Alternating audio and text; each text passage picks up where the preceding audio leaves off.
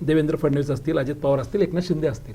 सध्या काही झालं की एकनाथ शिंदेची दिल्लीवारी दिसते आणि अजित पवारांना कुठेतरी कैचीत पकडलं जातं आहे.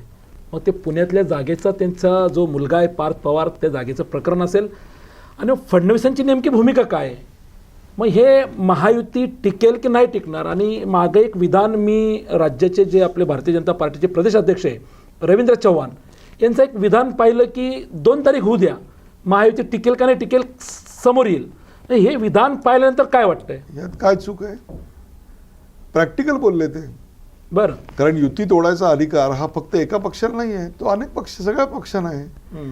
युती आम्हाला नको असं म्हणायचा अधिकार फक्त एका पक्षाला आहे का? नाही, तिन्ही पक्षांना समसमान आहे. पर्याय आहे का हा सवाल आहे. पर्यायाचा धोका स्वीकारायला तयार आहात का हा सवाल आहे. पर्यायाचा धोका स्वीकारला तर जनता आपल्याला स्वीकारेल की नाकारेल याविषयी तुमच्या मनामध्ये कॉन्फिडन्स आहे का हा भाग आहे. एकनाथ शिंदे हे दिल्लीला जातात, प्रत्येक वेळी त्याचा अर्थ त्यांच्या नाराजीशी लावणे ही म्हणजे बातमी तयार करण्याची गोष्ट आहे. याचा अर्थ नाराज नाहीत का? ते नाराज झाले की दिल्लीला जातात नाही तर दरेगावला जातात. नाही, त्याच्या अर्थ नाराज होत नाहीत का? होतात. शिवसेनेत असताना ते जात नव्हते दरेगावात. शिवसेनेत नाराज झाल्यानंतर ते पक्ष प्रमुखांना भेटायला जात नव्हते का? जात होते.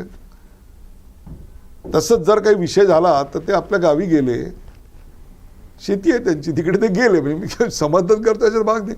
अहो, अशा प्रकारच्या कुरबुरी प्रत्येक पक्षामध्ये चालतच असतात. काँग्रेस श्रेष्ठी, पक्षश्रेष्ठी किती वेळा आलेले आहेत आपल्याकडे. आणि मग एकाच पक्षात ते अर्थमंत्री असतील किंवा इतर कृषी मंत्री असतील, यांना जर दिल्लीत श्रेष्ठीने भेट दिली की लगेच बातमी येते मुख्यमंत्र्यांची खुर्ची डळमळीत की लगेच मुख्यमंत्री दिल्लीला जातात. हे आपल्याकडे होतच असतं. हे राजनीती आहे, धंदा है, प्रगंदा है, होता ही रहता है.